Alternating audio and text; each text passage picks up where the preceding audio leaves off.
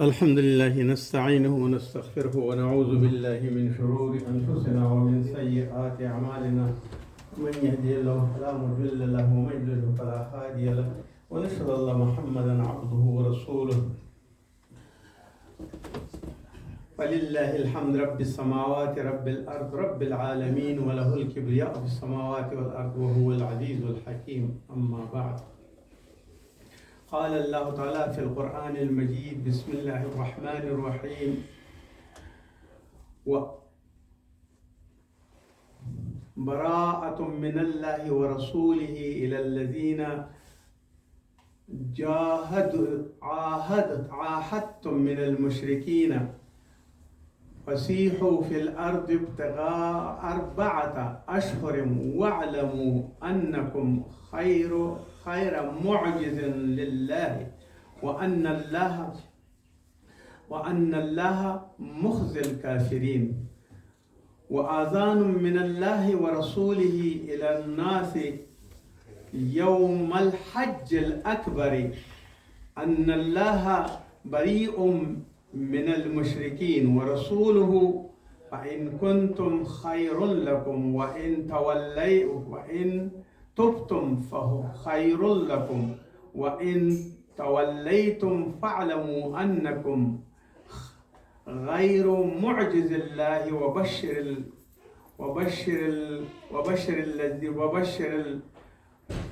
وبشر الذين كفروا بعذاب أليم.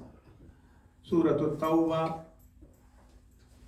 التوبة يا براءت para لسما أو آيات أول دويم أو دريم. دا الله جل جلاله فأمر باني إبراهيم خليل الله عغيت ويش دا سورة نازل شيء براءة من الله ورسوله بيزاري دا الله أو دا رسول إلى الذين دها خلقنا عاهدتم من المشركين كم خلق عهد كري أو يجد مشركين سر فسيحوا في الأرض پس وګورئ په ځمکه کې 4 أشهر یعنی وګرځېږئ په دې ځمکه کې 4 میاشتې دا د امن میاشتې دي. أشهر واعلموا او پوه شئ په دې ان بسم الله الرحمن الرحيم براءة من الله بيزاري از الله ورسوله از رسول الله إلى الذين از آن مردم عاهدتم که عهد کرده من المشرکین با مشرکین فسیحوا فی الارض آن وعده‌ای که مسلمان ها با مشرکین کرده و برشان می فرماید الله فسیحوا فی الارض 4 أشهر بگردن در زمین 4 ماه یعنی هیچ تکلیف و ضرر برایتان نیستن چون معاهده شده و عهد شده. واعلموا و بفهمن به این که انکم غیر معجز الله شما الله را عاجز کرده نمی توانید و نه الله را ناتوان کرده می توانید. یعنی الله با قوت خود باقی است و ان الله مخزی الکافرین و الله جل جلاله نقصانی که برای خزی للکافرین می باشد الله جل جلاله به آن می دهد و کافرین دارای خزی و خسران و نقصان می باشد. و آذان من الله و اعلان است و خبر است من الله از طرف الله جل و رسوله از رسول خدا صلی الله علیه وسلم الی الناس برای مردم یوم الحج الاکبر با آن روزی که حج اکبر می باشد ان الله جل جلاله بریء بیزار است مثل که از در سر صورت گفتن که بیزار بود از مشرکین اینجا بریء من المشرکین الله بیزار می باشد و دور می باشد الله جل جلاله و رسوله و رسول آن بیزار می باشد از آن مردمی که الناس آن مردمی که يوم الحج الأكبر كده الروز حج أكبر أن الله بريء من المشركين بريء از مشركين ورسوله وأز رسوله فإن تبتم اگر توبه کند این مردم که الله از پیششان بیزار می باشد خیر لكم این بهتر است یعنی با اسلام داخل شود و اسلام را بپذیرد فلهذا این خیر است برایشان. و ان تولیتم اگر همین طور روی میگرداند و پشت سر میکند اسلام را و با آن پروانه میکند، فعلموا با این بفهمید انکم شما که هستند ای مردم مشرکین که الله از پیشتن براءت گفته، غیر معجز الله را عاجز کرده نمیتوانید و نه الله را فقیر و یا غریب کرده میتوانید یا ضعیف کرده میتوانید، به هیچ صورت به الله هیچ تکلیف رسانده نمیتوانید. و بشر الذین کفروا و مجده بدهید برای کافران بعذاب علیم، بعذاب علیم. سورة التوبه یا براءت آیات از 1 تا 3. فلهذا این که براءت الله چه رقمی می باشد، بخاطری که پیش از اسلام یا پیش از رسول الله صلی الله علیه وسلم و تبلیغشان به مسلمانان هم تکلیف می رساندند و دیگر هم می کردند. با صلح حدیبیه شد و صلح حدیبیه بعد هم آنها غدر کردند و بعضی قبیله ها خیستند، با بعضی قبیله ها جنگ کردند، آن که معاهده کرده بودند به آن معاهده پابند نبودند. ولهذا این است که الله جل جلاله و رسوله ابوبکر صدیق را برای حج روان کردند و برایشان گفتند که شما برید. اگرچه پیش از این رسول الله صلی الله علیه و یک عمره کرده بود و در عمره برایشان همراهشان قریش و یا دیگر کفار مشرکین جنگیدند، اما براءت حاصل کردند رسول الله صلی الله علیه و سلم و بخیر و بخوبی عمره خود را ادا کردند. مگر این دفعه به حج می رود، حج اکبر برشان می گوید که با این می رود، ولی هذا براءت است از آن از رسول خدا و از آن مردمی که عهد کرده من المشرکین با مشرکین، یعنی عهد خود را شکستانده و با مشرکین می باشد. فسیحوا فی الارض، اگر عقد نمیشکنید بگردین در این زمین ها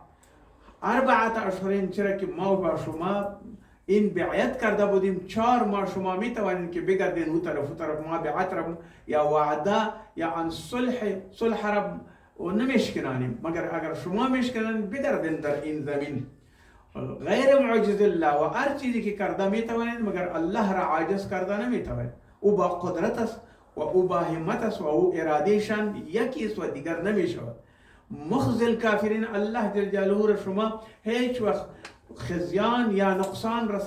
رسانده نمی توانید و آن را خسران کرده نمی توانید. و بعض برش تکرارا میگن یکی براءت شد که از آن بیزاری از مشرکین کردن و دیگر این است که اذان من الله، اعلان برشان کردن و با خبرشان ساختن من الله، از طرف الله برش خبر رسید و رسوله، از رسول صلی الله علیه وسلم الی الناس، برای مردم در روز در حج اکبر،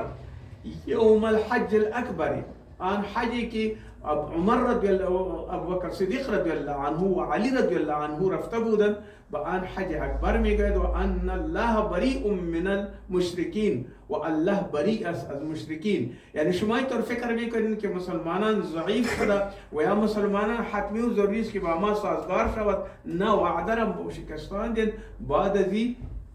با مشرکین آن قسم رفتار می شود، چیزی که الله می فرماید و چیزی که رسول الله صلی الله علیه وسلم، و هر دویشان الله و رسولشان بریئون، بیزار است از مشرکین. یعنی شما کدام اهمیتی برای ما ندارید، اگر باشین اگر نباشین. و رسوله، از رسول خدا، و فان تبتم، اگر توبه کردین از شر خود، از ضرر خود، از تکلیف خود، خیر لکم، این برایتان بهتر است. و ان تولیتم، اگر باز هم سرپیچی کردین و روی گشتاندین، فاعلموا با این بفهمین انکم شما که هستین غیر معجز الله، الله را عاجز کرده نمی توانید و نه به الله کدام نقصان رسانده می توانید و نه به دین اسلام کدام ضرر رسانده می توانید. فلهذا وقتی که را کرد و بشر الذین کفروا، و این مجداس برای آن کسانی که کافر شده بعذاب علیم، بعذاب سخت یعنی علیم دردناک در آخرت و در روزی که فتح شدن و مکه فتح شد، او وقت اونا خجالت شدن و خزی و تکلیف برایشان رسیدن. ولهذا این است که مشرکین نمیتواند با مسجدها داخل شود، مشرکین نمیتواند که با مسلمان ها داد و گرفت کنند، مشرکین نمیتواند که با مسلمان ها خیشی کنند، مشرکین نمیتواند که هر نوع آن احسان هایی که اسلام قبول نمی کنند و آن را برشان معاهده کنند که ما شما را به رسمیت میشناسیم. هیچ وقت نیست. ها درست است در اجتماع اگر مشرک زندگی میکند، یهود و نصارا زندگی میکنند، در وقت مدینه و در وقت مکه این مردم بودند و مهاجرین هم همراهشان در دیگر ممالک گزاره میکردند، اما در وقت دین و یا در مراسم و یا در حج و یا در نماز اینا دور شدن و همگی باید هیچ رابطه نداشته باشد و نه به مساجد شما میان و نه به حج میان و نه به کعبه میان و نه به حرم شریف نزدیک می شود. فلهذا این دور شدن و خلاص شدن و برایشان عذاب علیم است. این برأت مسلمان ها و برأت الله و رسول است که از کفار باید جدا شود و دور شود. عن ابن عمر رضی الله عنه ان رسول الله صلی الله علیه و وقف یوم النحر. رسول الله صلی الله علیه و سلم یوم النحر یعنی آن روزی که آن حجی که در آن روز نحر بود، یعنی قربانی و ذبیحه بودند، و بخاطری که در آن روز رسول الله صلی الله علیه و سلم الحج التي آن حجی که حج فيها رسول الله صلی الله علیه و سلم حج کردن در آن، فقال ای یوم هذا، برای مردم میگوید، برای همگی مردم در با آواز بلند میگوید ای مردم، ای یوم هذا، این روز کدام روزی هستند؟ فقالوا یوم النحر، میگوید امروز وقتی ذبیحه و قربانی هستند، روز قربانی است. فقال رسول الله صلی الله علیه و سلم گفتند هذا یوم الحج الاکبر، این حج اکبر است، نه این که شما میگم یوم النحر است، بله حج اکبر به خاطر این است که کلانی حج اکبر به تمام دنیا نشر شده و حج الاکبر می باشد. سنن ابی داود. بعضی مردم میگوید که حج اکبر فلان است و فلان است. اینجاست که رسول الله صلی الله علیه و سلم با آن حجی که اونجا بود به زبان خود به مردم گفتند که وقت ذبیحه و وقت نحر نمی باشد، بلکه حج اکبر می باشد. یعنی کلانترین حج است که به تمام کفار، به تمام مردم اعلان داده شد که شما هر چیزی کرده می توانید بکنید، اما نمی توانید که با مسلمان ها ضرر برسانید. عن ابی هریره رضی الله عنه، از ابی هریره رضی الله عنه است که قال بعثنی ابو بکر صدیق، رسول صلی الله علیه و سلم ابو بکر صدیق رضی الله عنه را بعث یا مکلف کردن فی من یؤذن یوم النحر، آن چیزی که در اذان کند و یا بیزاری و اعلان کند یوم النحر، در روزی قربانی، بمینا لا یحج بعد العام المشرک، دیگر بعد از این حج نمیتواند هیچ مشرکی بیاید به حج، اعلان را برشان میگه. ولا یطوف بالبیت العریان، و نمیتواند مشرکین که عریان یا لچ بدون لباس از بیت شریف آن طواف کند، چرا که در آن وقت رواج بود که مردم به خاطری که خدا از ما راضی شود همه کالاهای خدا میکشیدند و عریان طواف میکردند. و اینجا برش رسول الله صلی الله علیه و سلم میگوید که بعد از این یوم النحر بفهمین که حج نیست برای مشرکین نمیتواند به مکه بیاید، نمیتواند به کعبه طواف کنند، ولهذا آنها دور هستند از این چیزا، از این مراسم. ولا یطوف البیت العریان، و نمیتواند از بیت شریف عریان و یا لچ چیز کند، لچ باید بگرداند و طواف با قسم عریان بکند، این را نمیتواند. الحج الاکبر برش گفته به خاطری که رسول الله صلی الله علیه و سلم با آن رفته بود و خودش آن گفته بود، و حج اکبر آن حج می باشد که رسول الله صلی الله علیه و سلم کرده بود. و حج اصغر برای عمره میگوید، کسی که عمره میکند حج اصغر می باشد. ولهذا این اذان از مشرکین است و بیزاری از مشرکین است در کتاب الله، و با همه مشرکین اعلان شدن که شما الله بیزار می باشد. وجوب الحج چرا قوی باشد. عن ابن عباس رضی الله عنه، از ابن عباس رضی الله عنه روایت است عنهما قال كان الفضل بن العباس، بود فضل بن عباس یعنی بچی کاکای رسول الله صلی الله علیه و سلم، یعنی بچی کاکای رسول الله صلی الله علیه و سلم حج کردن. و حج در لغت چی میگه؟ در لغت معنای قصد، یعنی بخاطری که قصد میکند انسان به حج میرود و لهذا آن را حج میگوید.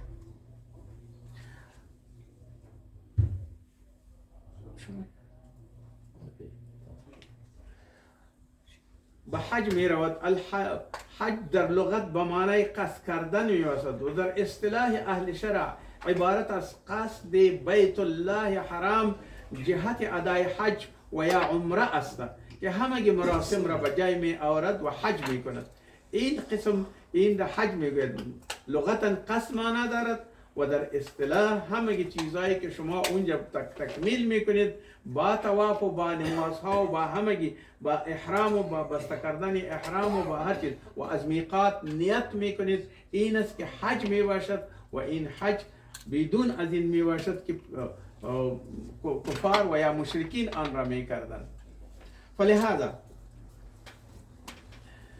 حج بنابر قول راجح در سال 9 هجری فرض گردیده. در سال 9 هجری حج فرض گردیده و در این سال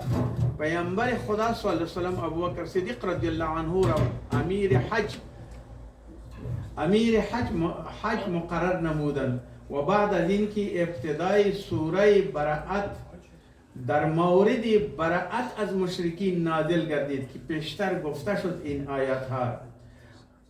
گردید، پیامبر خدا صلی الله علیه و سلم علی بن ابی طالب رضی الله عنه را موظف ساختند تا آن را برای مشرکین اعلان نماید که این چیزایی که ما گفتم توسط علی رضی الله عنه در حج اعلان شد برایشان و خود پیامبر صلی الله علیه و سلم خدا صلی الله علیه و سلم در سال آینده اش که سال دهم می باشد، یعنی این سال نهم بود و در سال دهم خود پیغمبر صلی الله علیه و سلم تشریف بردند، در سال نهم نرفته بودند به حج، دهم هجری باشد حج نمودند و این یگانه حجی است که پیامبر صلی الله علیه و سلم پیامبر خدا صلی الله علیه و سلم بعد از بعثت انجام دادند. یعنی این حج آن حجی است که پیامبر صلی الله علیه و سلم تنها یک حجی بعد از اسلام و مسلمانان و بعد از هجرت آن را کرده بودند. فلهذا اینجاست که رسول الله صلی الله علیه و سلم پیش از این که در وقت جاهلیت کفار بودند ممکن است حج زیاد هر وقت حج میکردند و عمره میکردند، اما در وقتی که اسلام غالب شد و اسلام در مدینه منوره بود، رسول الله صلی الله علیه و سلم یک بار حج کردند و بعد از حج کعبه رسول الله صلی الله علیه و سلم وفات کردند. خانه کعبه اولین خانه است که غرض عبادت کردن بنا یافته است. هیچ کس نمیتواند که کعبه با فلان مقصد و فلان مقصد یا با مقصد سیاسی یا با دیپلماسی جور شده، نه، صرف با آن است که عبادت الله جل جلاله با آن می شود. و ابو ذر رضی الله عنه می فرماید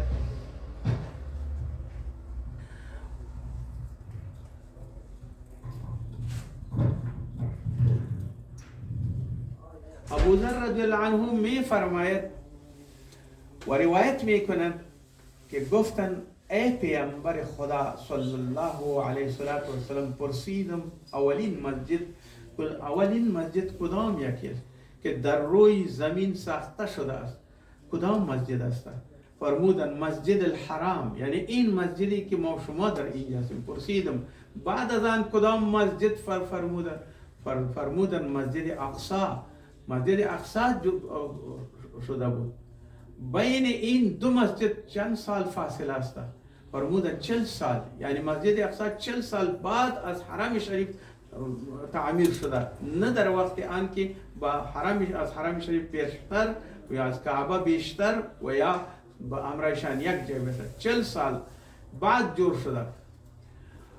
و بعد از این فرماید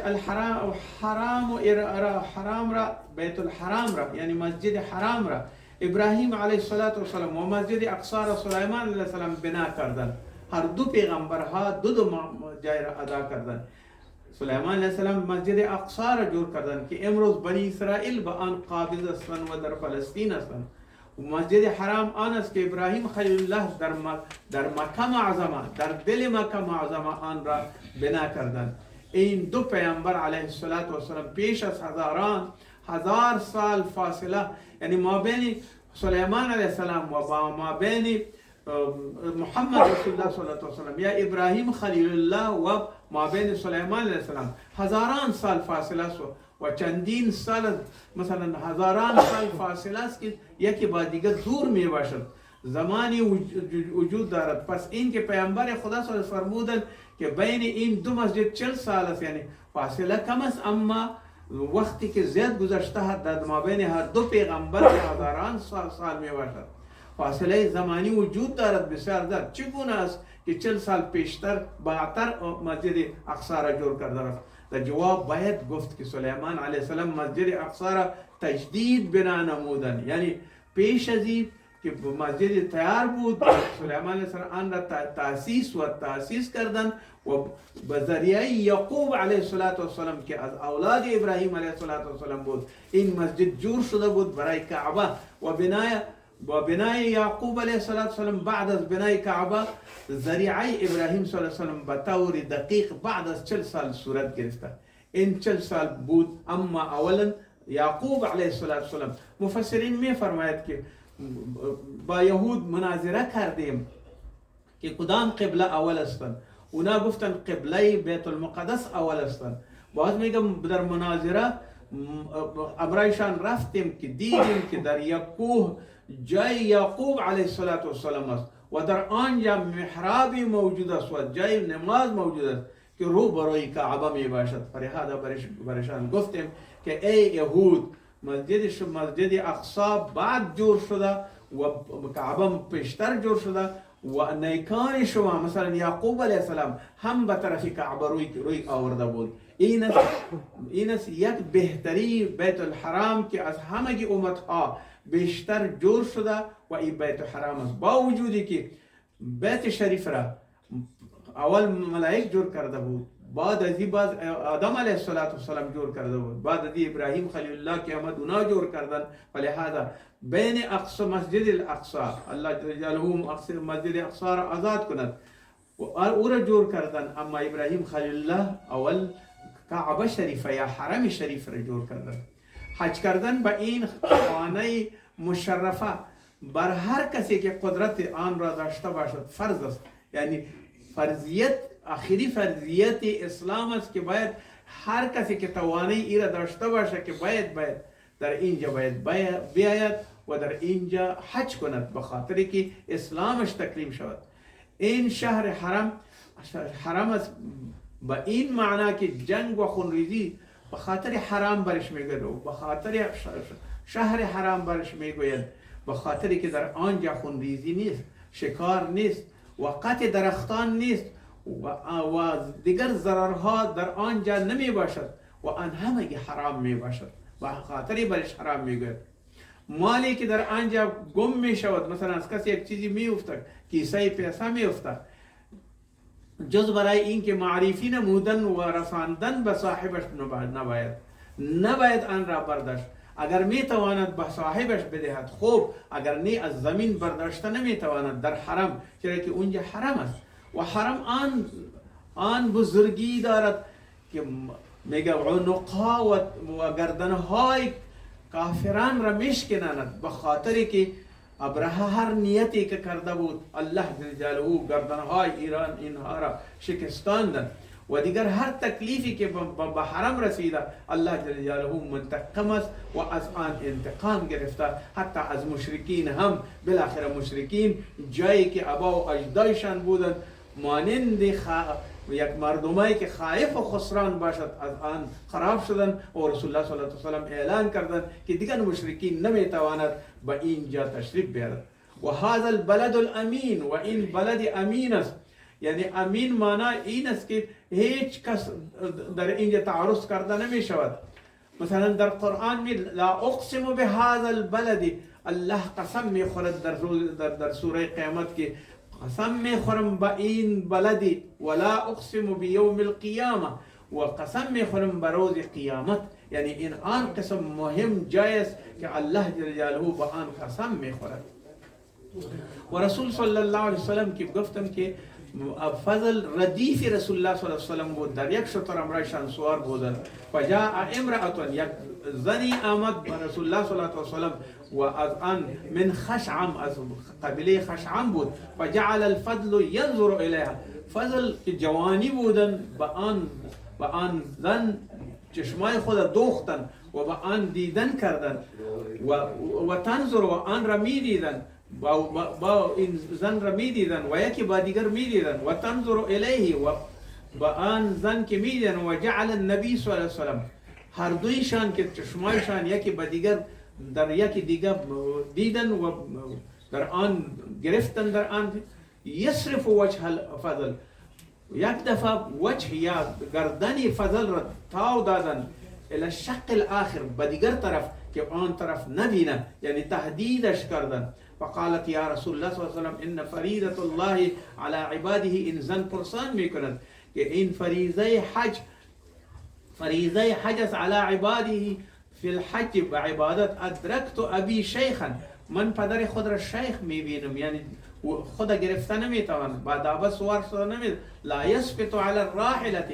درست نمیتواند که بشیند بالای راحله یا کدام دابه که تا اینجا بیاد. فاحج عنه، ایا من از آن حج کنم؟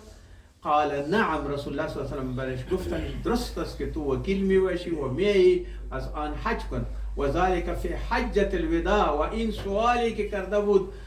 در حجة الوداع بود. رواه البخاری. ولهذا در حج یکی با دیگر حج کرده میتواند و حج ثوابشان به آن میرساند و خودشان که معذرت میداشته باشند به آن نمیتواند، فلهذا میتواند از یکی دیگر حج کند. وقال الله تعالی، وقال الله میفرماید و اذن الناس بالحج، ابراهیم خلیل الله را میگه اذان کن، مردم خبر کن، اعلان کن برای همگی مردم، یأتوک رجالا، تاکه بیت همگی مردم رجالا پای پیاده بیت، و علی کل دوامر، و به آن شترایی که لاغر می باشد به آن بیت، یأتینا که می آید من کل فج عمیق، از زمین های دور دور می آید برایتان. اینجا می گوید که خوب ابراهیم خلیل الله چطور کردن؟ ابراهیم خلیل الله بر الله می فرماید، می گوید که یا الله من نمی توانم که آواز خود را بلند کنم، ولهذا الله جل جلاله برش گفتن که امر کردن که با کوه ابو قبیس برو. وقتی که با کوه ابو قبیس رفتن، در کوه ابو قبیس اعلان کردن و این و اذن فی الناس بالحج، اینجا اذان کردن و همگی رفتن. و می فرماید علما و همگی مفسرین می فرماید که این آذان ابراهیم خلیل الله بدون ذریعه هیچ چیزی، در رحمی که کدام طفل بود یا نو تولد شده بود، الله جل جلاله به آن رساندن که حج بودن. فلهذا وقتی که به آن آذان ابراهیم خلیل الله در عالم ارواح و در بطن مادر برشان لبیک گفته، امروز حج کرده میتواند، و آن کسی که نگفته فلهذا حج کرده نمیتواند. رجالا از هر جای من کل فج عریق، از هر جای میاد. الله جل جلاله با قدرت خود این آواز ابراهیم علیه السلام به همگی رساندن و همگی مردم به حج مین، به خاطری که آن وقتی که روحا برشان اذان ابراهیم خلیل الله و اعلان ابراهیم خلیل الله رسیده بود. و ایام معلومات اینجا در آیات شریف میگه ایام معلومات 10 روز ذوالحجه است که حج می شود و در آن همگی حجاج می رود